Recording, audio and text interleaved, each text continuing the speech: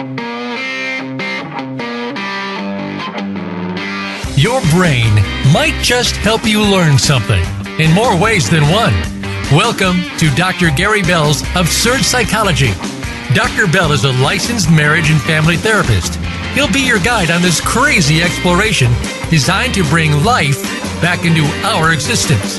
Can you become the element of change in an ever-changing world? Possibly, but you've got to listen on to find out. Now here is the host of Absurd Psychology, Dr. Gary Bell. Hey, welcome back, everybody. All right, we're going to be talking today about deep listening.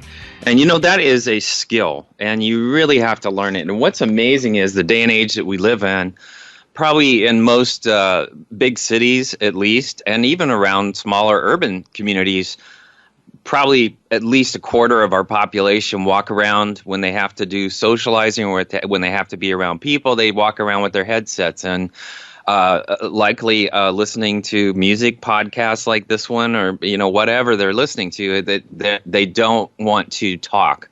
And some people don't even know how to talk. They don't know how to really connect and create conversation and good energy with each other, because we don't really practice that skill very often. And it's kind of sad, it's something that people really are starting to lose, because the way technology works is you can chat, you can text, you can, email each other. People avoid conflict, and therefore they avoid conversations. And that's a generality. That doesn't mean everybody avoids conflict, but that means that a lot of people are not very good at it because they don't practice one-on-one, eyeball to eyeball communication. Now, if you're thinking about, searching for a person's soul, practice that skill very often. And it's kind of sad, it's something that people really are starting to lose, because the way technology works is you can chat, you can text, you can, email each other. People avoid conflict, and therefore they avoid conversations. And that's a generality. That doesn't mean everybody avoids conflict, but that means that a lot of people are not very good at it because they don't practice one-on-one, eyeball to eyeball communication. Now, if you're thinking about, searching for a person's soul, you might want to ask yourself, do you see it? Do you hear it? Do you feel it? Most often people look, but they don't see. They touch, but they don't feel. And they listen, but they don't hear. And it can take a lot of years to learn how to see, how to feel, and how to hear the world. And in this culture of speed, how many of us have not developed the sensory capacity to hear the world, or for that matter, to truly hear what others are saying to us. Face-to-face conversation is a dinosaur, but it is the social glue that shapes human relationships. The stories we tell one another are the foundation of our personal construct of reality. Narratives can underscore our human vulnerabilities. They can bring to the surface really deep fears about how we confront misfortune, illness, uncertainty, even death. And themes central to being a human being can also be found there, and we can find comfort in that. And yet, when we listen to people telling us a story, do we take the time to really hear them? How can we develop the skills to hear our loved ones, our friends, our colleagues? How can men hear women better? How can women hear men better? How can people of different colors hear one another without prejudice? Can people come from diverse ethnic groups and listen and hear one another? And how can our public officials listen and hear one another in domestic and in international public spheres? These are questions that have to be asked in this day and age, because as we see the warping of our media, the fact is they're not even listening. They're listening for what they want to hear, which is what the common man would do. And that's kind of sad. But, these kind of questions have a lot of bearing on our perception, which affects our health, and it affects illness, affects our life and death, our peace and war. And so in times of social alienation, the practice of deep, sensuous listening may represent a step toward a better human connection and an enhanced well-being. It's very important. Storytelling is a form of verbal communication, but it also involves a lot of nonverbal communication, which is called meta communication. And what that would encompass is like your looks, your gestures, the smells. And in practicing to a story, it entails attending to the interconnection of the senses. So no less than experiencing the interconnectedness between the storyteller, the audience, and the story. And so if you can, I don't know if you ever listened to Prairie Home Companion, but Garrison Keillor is one of the finest storytellers I've ever heard. And he does an outstanding job bringing his stories to life. As he's gotten older, that show, by the way, is not around anymore, but as he got older, he got not as good at storytelling. But when he was in his prime, which was probably in his 50s, he was really hitting it out of the park quite often. Or gripping the listener to make a point, that's a sensuality of storytelling and listening that deepens the listeners' analytical capabilities and enables them to access non-oral dimensions. And so this give and take of storytelling and deep listening really creates a lot of texture of the past. It really creates the bitterness of oppression, and it also creates a sense of taste, like the sourness of dispossessions, especially in context of social inequality that characterize relations between men and women, between color and non-color, between powerful and the dispossessed.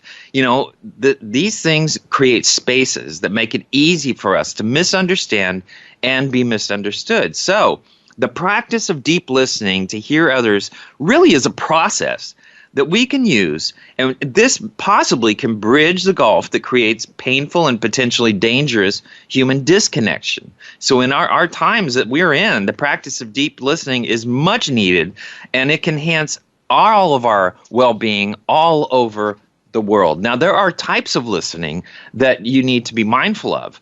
The first one is the false listening.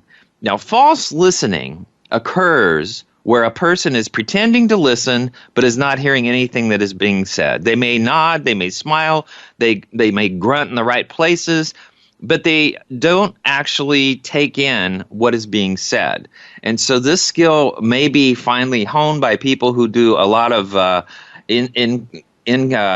consequential listening, such as people that attend meetings all day long and they hear the same things over and over, or they hear a lot of trivial information, so they eventually just tune out the meeting, or they hear a lot of trivial information, so they eventually just tune out the meeting.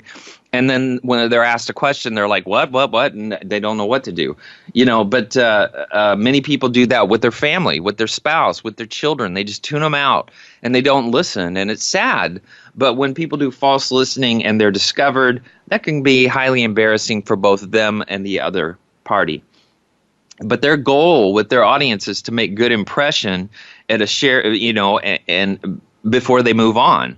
So they may never talk to that person again, but it's also, something practiced by people that have long-term relationships where one side does most of the talking and the other side just listens. However, the need for a relationship can lead to the being, this being spotted. You're not listening again. And once again, that's disrespect.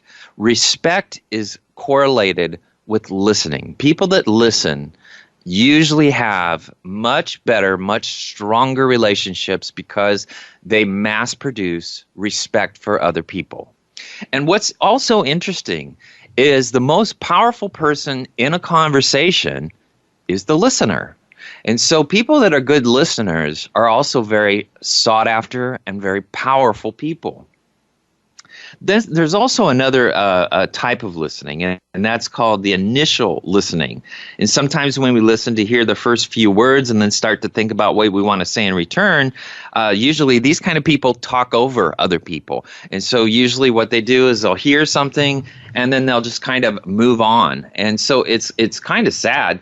But a lot of people will just talk over other people, hearing just the first few words that are being said, and then all of a sudden, that's it. And so there's a lot of people that get very frustrated by the idea that being heard in their first words, and that's another form of disrespect. There's another phase of listening that we're talking about, and that's called the selective listening. And these people are so frustrated because all they do is they hear what they want to hear. So that involves listening for particular things or ignoring others. And so when we hear what we want to hear and we pay a little attention to all the other detail, that is enormously disrespectful to other people.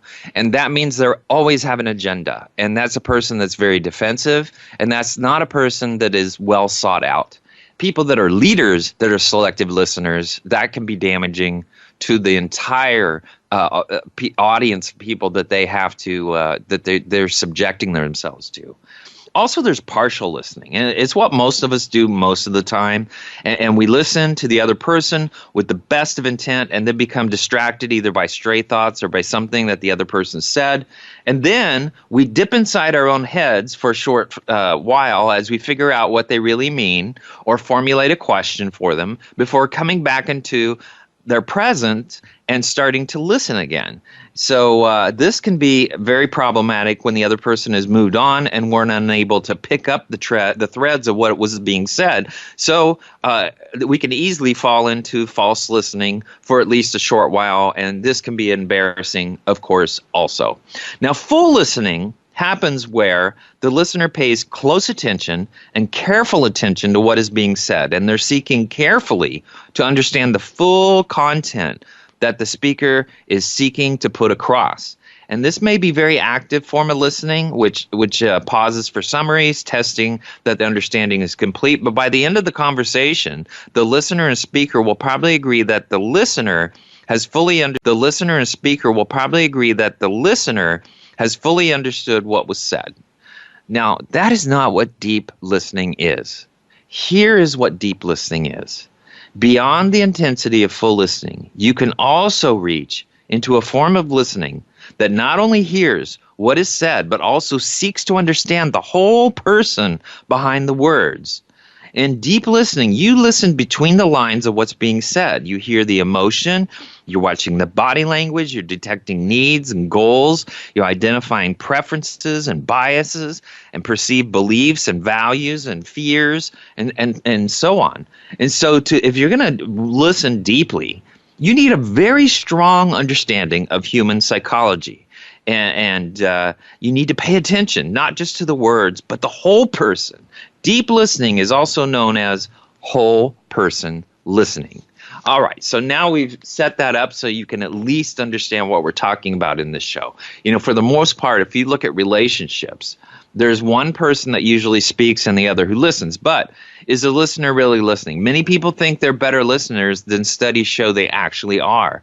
The goal of deep listening is to acquire information and understand a person or a situation and experience pleasure.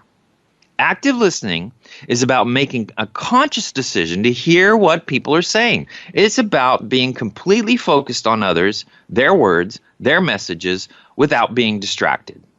You know, and oftentimes, most reasons why people see therapists and to have their stories heard is, quite frankly, they want deep listening.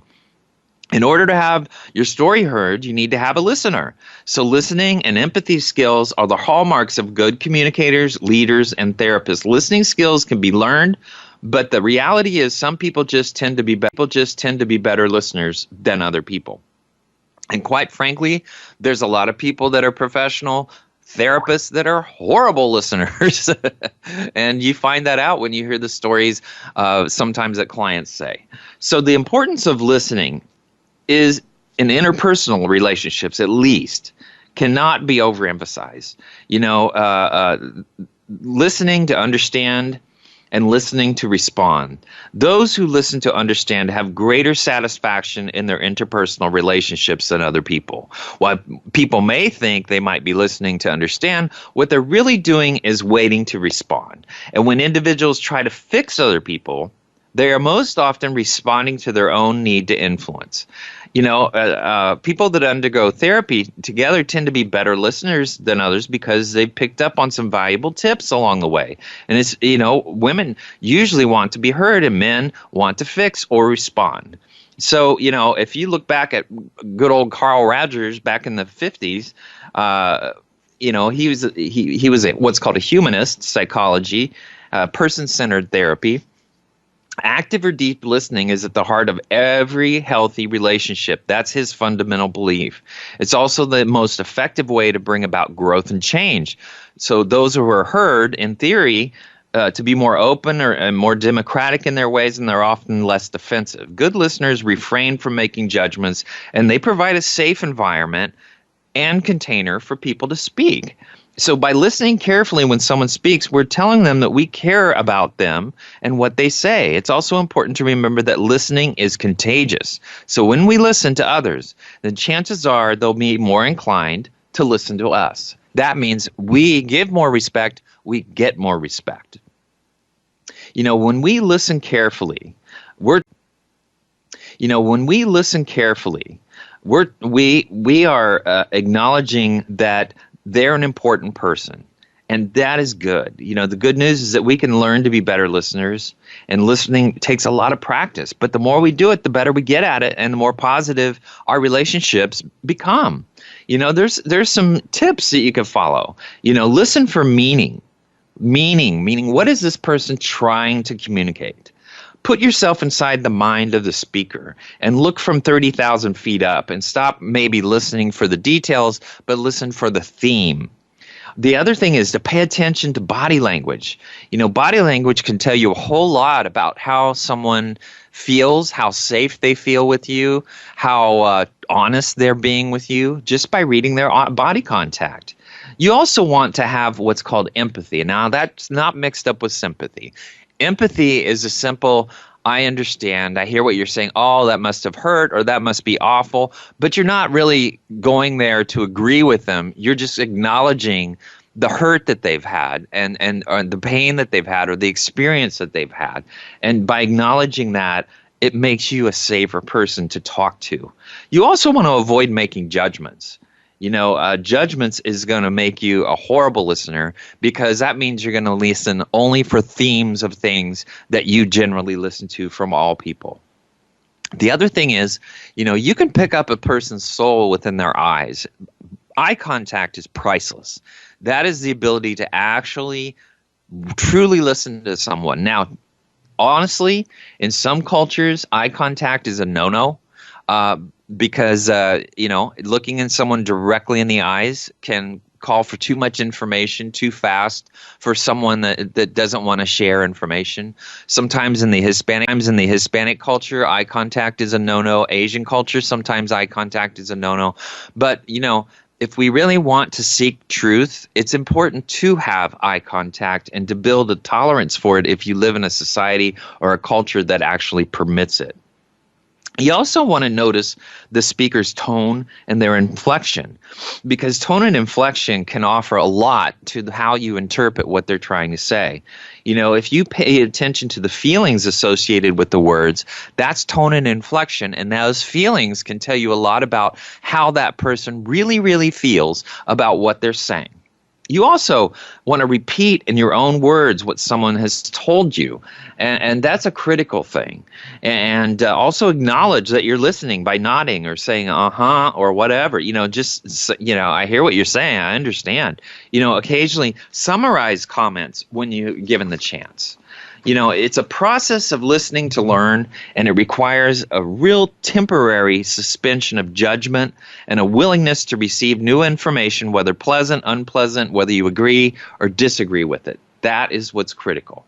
All right, we're going to take a quick break. We're going to come back. We're going to talk more about how to practice being a deep listener, and then we're going to go on into being mindful. Come back. Welcome back, everybody. All right, we're talking about deep listening, and deep listening happens at several levels. It's on an interpersonal level, at which an individual is listening deeply to his or her own interior experience. Mindfulness practice is a foundational training for deep listening at an intrapersonal, and that means you inside of your brain level. And a lot of people do not take the time to hear what they're really thinking. So there's also the interpersonal level, which one individual is focused on listening to another, or will say when it's our turn to speak, but it's how we listen that is transformative, especially with groups. And then there's listening on a group level, at which one or more individuals is listening deeply to the voices of many other people. You know, there's a lot of principles at practice when you're looking about deep listening. There's listening to learn. And that's what we hope to be doing if we're in school or in college. There's or at work, where it calls for a lot of thought process and a lot of change. Also listening for understanding rather than agreement. That is huge, because we are not obligated to agree with other people. We're obligated to at least acknowledge other people and acknowledge what they're trying to say, and at least try to understand what they're trying to say.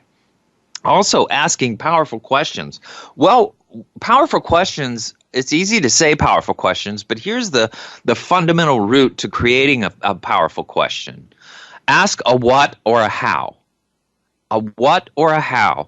How did this come about? What made you think this was a good direction for you?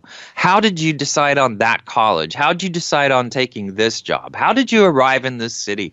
How did you decide to come and move here? You know, these are things that we need to ask because we're challenging process and we're trying to get more information. When we ask what or how questions, we're not going to get yes or no answers. We're going to get to know what that person was really thinking. If you're going to ask a why question, usually you're going to get a defensive answer. The other thing is, what is the role of questions? When we have to ask ourselves that, you know, it's essential conversation. It has to have an atmosphere of trust, and meaningful engagement creates a connected and independent, whole type of conversation. Essential conversation has to have an atmosphere of trust, and meaningful engagement creates a connected and independent, whole type of conversation, a whole person type of conversation. So powerful questions can be one of your most effective leadership sources. They grab your attention. The questions are framed to draw you in. They inspire curiosity, learning. They put focus on what's meaning and possibility. They require a lot of introspection and reflection. And they also release initiative. You know, also, the other thing is we want to generate innovation. That means get their buy-in to something. You know, answers have a short shelf life because they're really particularly to a specific place and time most of the time. Good questions, ones that carry the power of insight and growth, are useful because what they do is they create a look at the future and shaping of the future. Now, if we look at the true benefits of deep listening evokes presence in the moment, in which some define as deeper listening, and it's open and beyond a person's own perceptions, taking in the perceptions of other people. Please remember, everyone's perception is their truth. And the more you respect that, the better off you're going to be.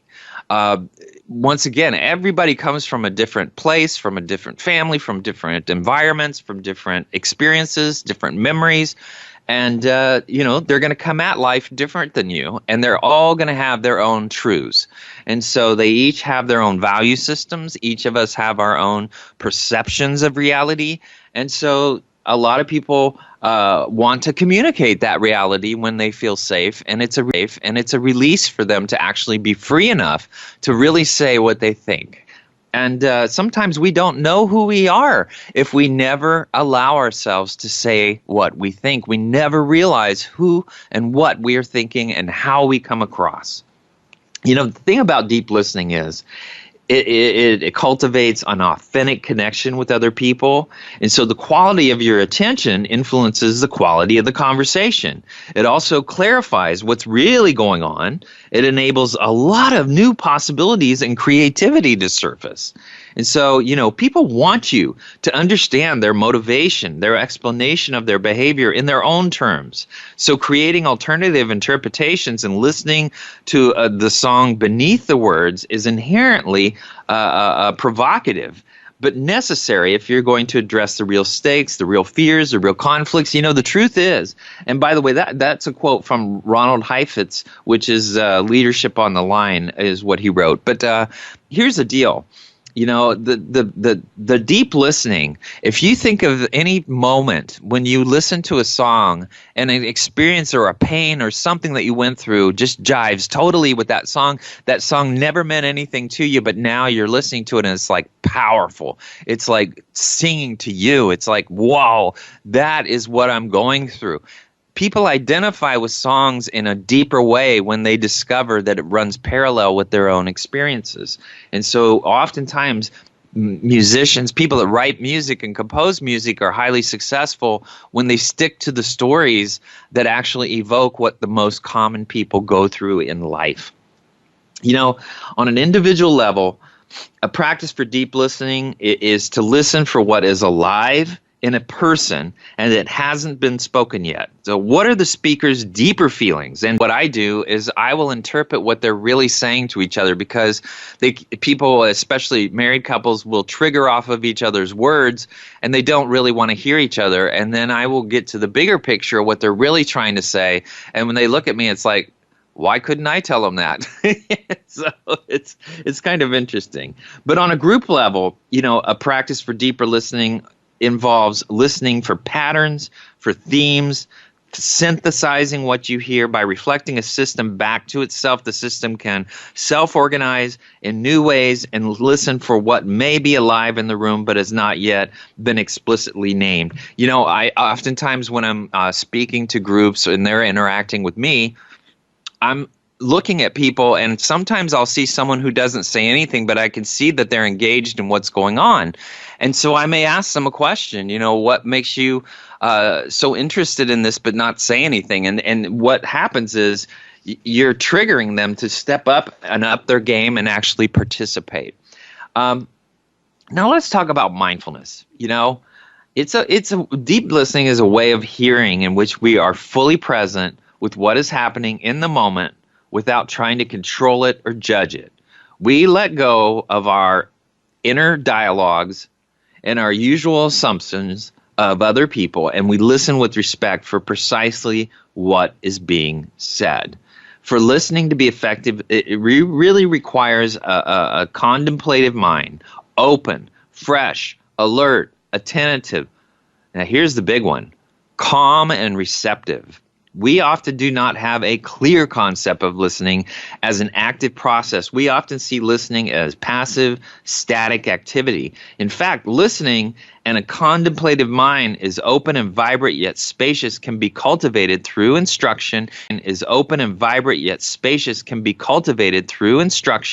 practice. And what happens is you start getting more in tune with our other people, with others, with their feelings, with their thoughts, with their pain, with their emotions, with their life.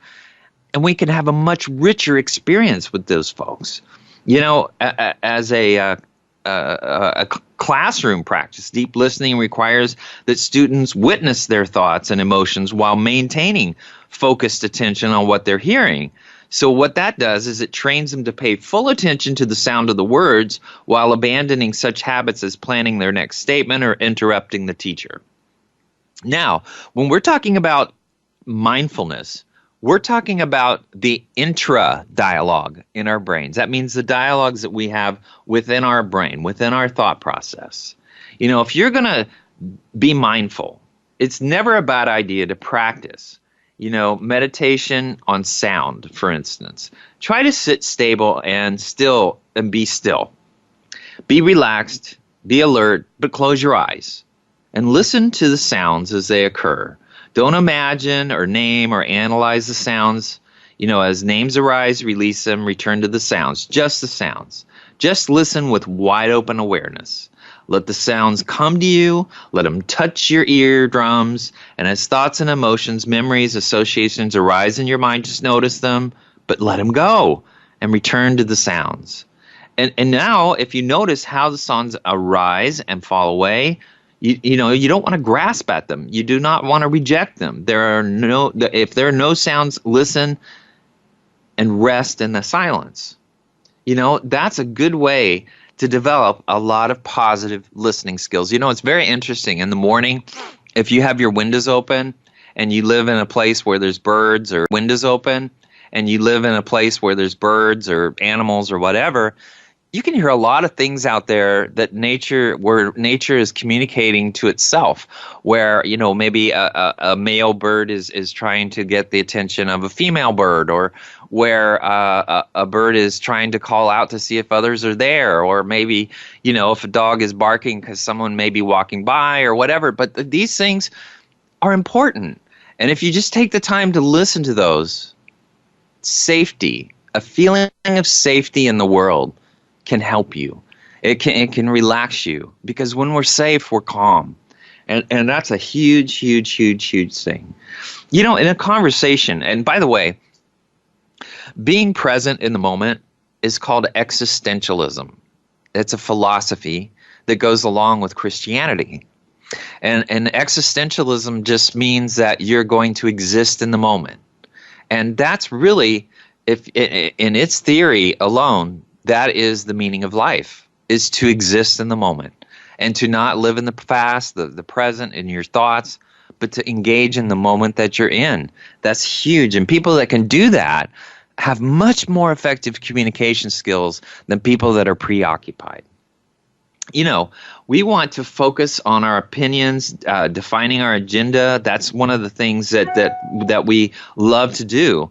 But the fact is that a listener has a better opportunity to shape other people's perspectives, because they're listening to their audience and knowing what that audience wants.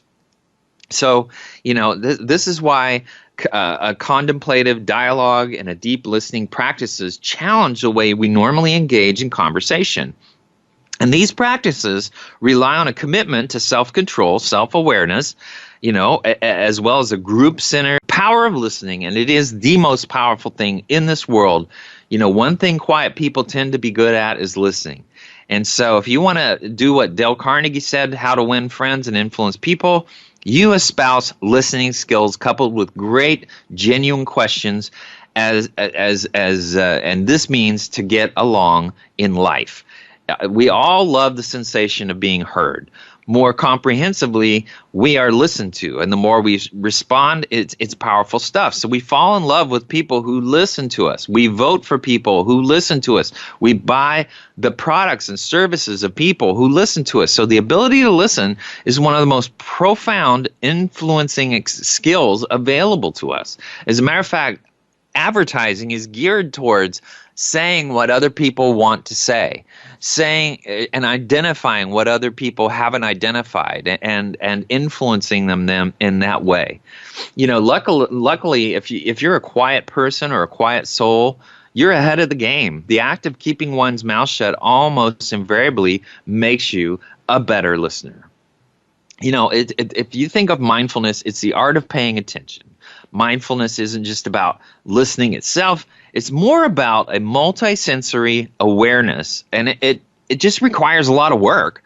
In some senses, the closest relative to meditation is mindfulness. People who meditate are by nature are mindful, but a person can develop it as a skill on its own, standing on its own. And so you can be mindful anywhere.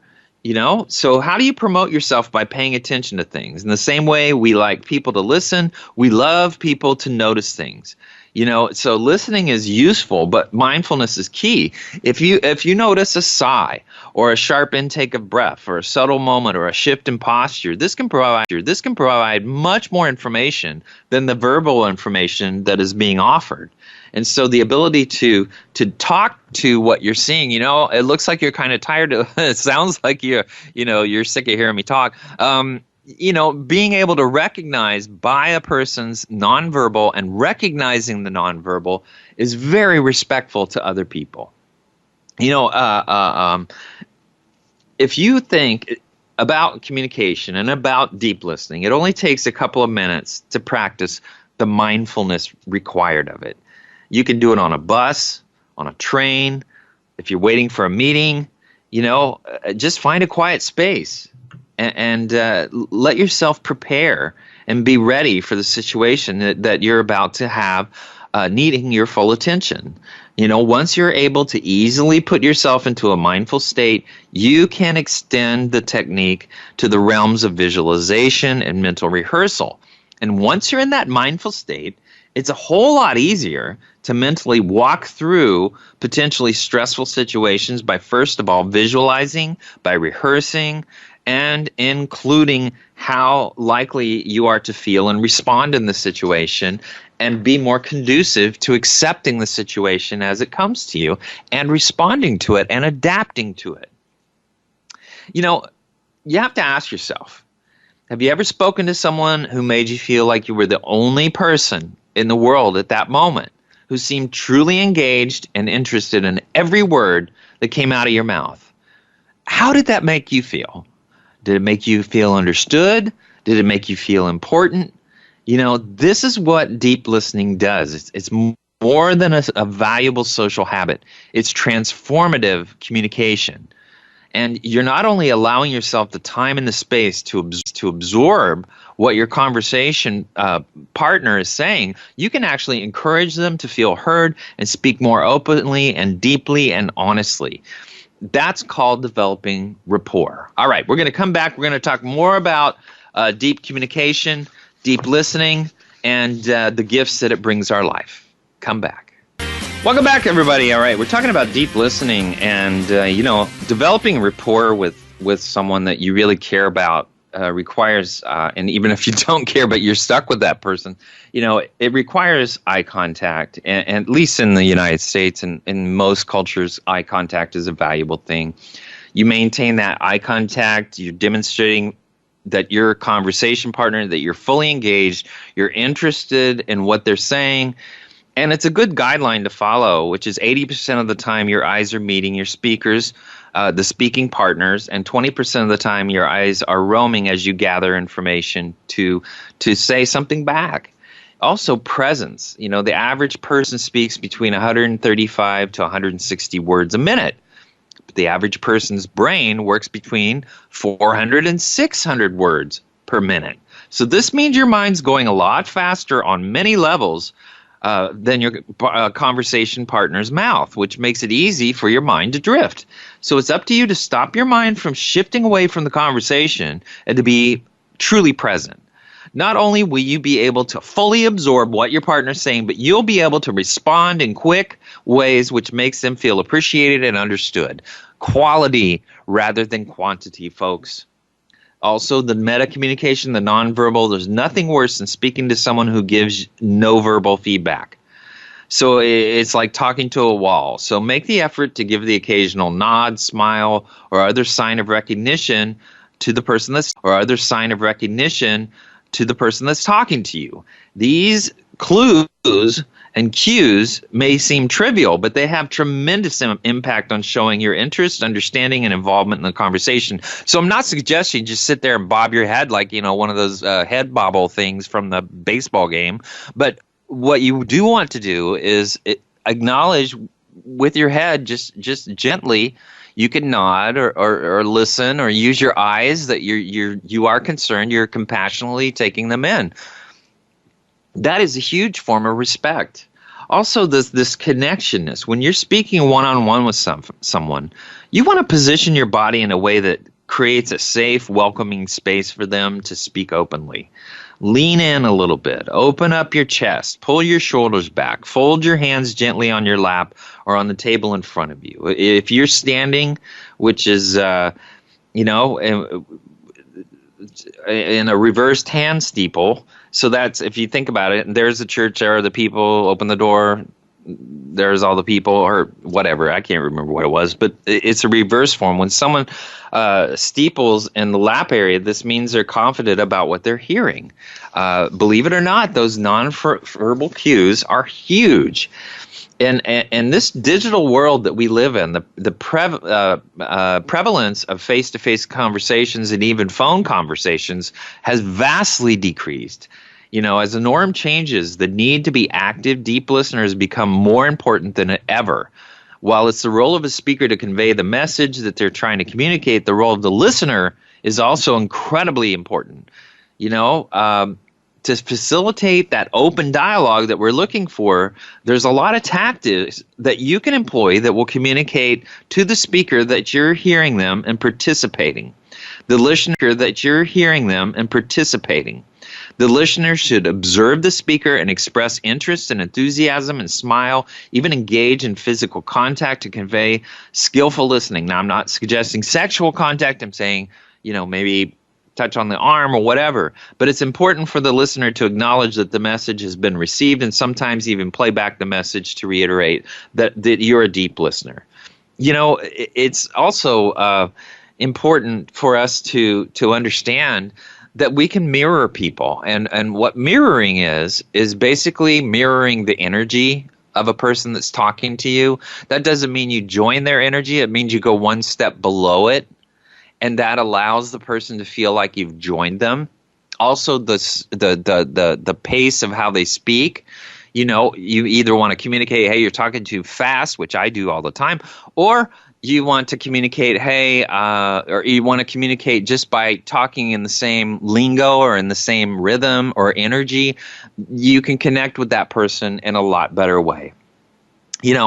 There's also a common misconception in this day and age that distracted listening offers a similar value to deep listening. However, there are benefits of listening deeply to others. Deep listening encourages deep learning. And so when you talk, you're only repeating what you already know. But if you listen, you may learn something new. So, deep listening does not only mean listening to others, it's also important to practice personal reflection and listening to yourself. That's huge. Your inner needs must come forward, and the only way that the true self can be gotten to know is to be able to know what thoughts are going on in your mind and evaluate those thoughts. Sometimes it doesn't hurt to journal and evaluate those thoughts. Sometimes it doesn't hurt to journal. You cannot properly sustain a successful career without taking care of your emotional needs, and you can't take care of your emotional needs without listening to yourself, and that is huge. This gives people ample time to listen to themselves, to take care of themselves, and encourage other people to listen deeply to others. You're facilitating what other people could be doing with their life. The gift. To truly listen from a place of deep presence is one of the greatest gifts that we can give other people. We all yearn to be heard and seen and to be recognized for who we truly are. Listening from a place of deep respect for humanity, for wisdom, for experience, we each calls forth for both the speaker and listeners to be their full, authentic, present self. If we want to have a transformational life, we have to be good at conversation. And that is the exchange of information, of opinions, of thoughts. We tell stories of what's happened to us. We plan for the future. We talk about interests. We talk about what people have in common. We share ideas. Perhaps we just enjoy each other's company. But when good communication skills are employed, conversation can be very effective in getting thoughts moving and helping influence other folks. So it's an essential part of our relationship with each other. Yet there are times when another level of awareness and understanding is called for, and this is when shifting into dialogue can be helpful. This shift allows the communication to move beyond agendas and analyzing, strategizing into discovery and unfolding. And oftentimes in this day and age, the way that we live, there's not a lot of discovery or unfolding. There's a lot of remembering what we did. There's a lot of remembering what we didn't like and reflecting on that and influencing other people with very shallow information without really gathering all the data needed. If we surrender to dialogue in the present, it's as if we transcend into the present moment without even realizing we step out of this current experiences with the internal stimulations that we have, the internal dialogues, the past, the future, whatever may be happening presently. Now we're just coexisting in the moment with others. This is somehow invites us into our full, authentic presence. And then we recognize ourselves as a part of the greater whole. That's called getting to know yourself. A lot of people who can't have that deeper dialogue have no idea who they really are. As a matter of fact, they have usually have very poor decision-making skills because they don't deeply listen, or they just do the same things over and over again so they don't have to listen and they don't have to think. You know, the listener needs to sit quiet and comfortable with the person that's talking. They want to offer no verbal or physical responses, gestures, or acknowledgement. You know, that this is not a passive response. So holding the space is what we're trying to do. When we're having that deep dialogue, we want to listen by holding the space and keeping it safe so that listener can speak. That means that we're calling for a much deeper levels, which some people are not comfortable with that. Some people are scared of what they might say in an environment like that. But oftentimes people are more accountable for their lives when they have that deeper conversation. You know, dialogue and deep listening are learned skills. Other people is the gift of life. And what you're teaching other people is to live in the moment. And that, in fact, correlates with the meaning of our existence. You know, it's an invaluable tool. And cultivating your own skills as a listener, you're receiving gifts from other people of opening up about their lives. And for me personally, it's the most important skill to cultivate in any relationship. People will say communication is the most important skill in a relationship, but actually listening is the most powerful thing you can do in a relationship with another person, is be a good listener. You know, think about this. How much time in an argument do you spend actually defending your point of view rather than truly listening to what the other person has to say? Perhaps you've even had the experience of defending yourself in your head, preparing your response while the other person is babbling away. So when we communicate this way, we're often at the mercy of each other's egos. So one person makes their point, the other person makes their point, this goes round and round, and it's just a circle jerk. So basically, nobody ever hears each other, and it escalates into a horrible situation, usually an argument, and usually it has an audience of other people, especially if you have children. You know, 100% of communication is listening. It brings relief. It's free of opinions. It's free of judgments. It gives you, the other person is having a chance to fully express what's weighing on their heart. And it creates a nonviolent communication because you're not judging. So, you know, it's the ground for compassion in all of our experiences based on perception. And if we're just narrow and only wanting to hear our own perception, we're also not wise. You know, it's often to validate them. That may be enough. That may be all they really want and ever really care to get, is to know that you actually heard what they had to say. I understand. I hear what you're saying. All right, so what you're telling me is this. Cool. That's amazing if you could do that. Most people are too defensive. Most people are too egotistical. Most people are too caught up in their own world to even validate the words of another person, even their own children, even their spouses. No validation. And that's sad, but that's the way it is in this day and age. And once again, listening is a dying skill. And if you don't believe me, just watch the media. Watch when they have several people on carrying on a conversation on television, each having their own agenda, and watch how they carry that conversation. They just walk all over each other. It's the most disrespectful thing, and people model after that. Once they see that, they model after that. You know, if you're making eye contact, is your breath relaxed? Are your arms uncrossed? Are your legs uncrossed? Do you want to allow, is your torso open? You know, are you sitting up straight? Are you giving good eye contact? This is are you repeating what the other person is saying? What I'm hearing is this. You know, start a sentence with, if you start your sentences with but or cut off the flow of expression, you're a conversation killer. But is one of the worst words, and besides the word try. Those are some of the worst words in the English language. Try or but.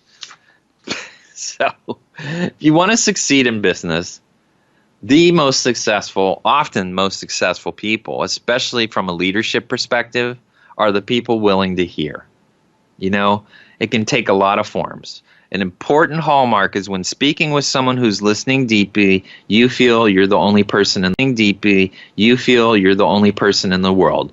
If you're going to be a leader, that is the heart of human interaction, and it requires effort and it requires hard work, but it can make you very, very successful. All right, that's our show. I'd like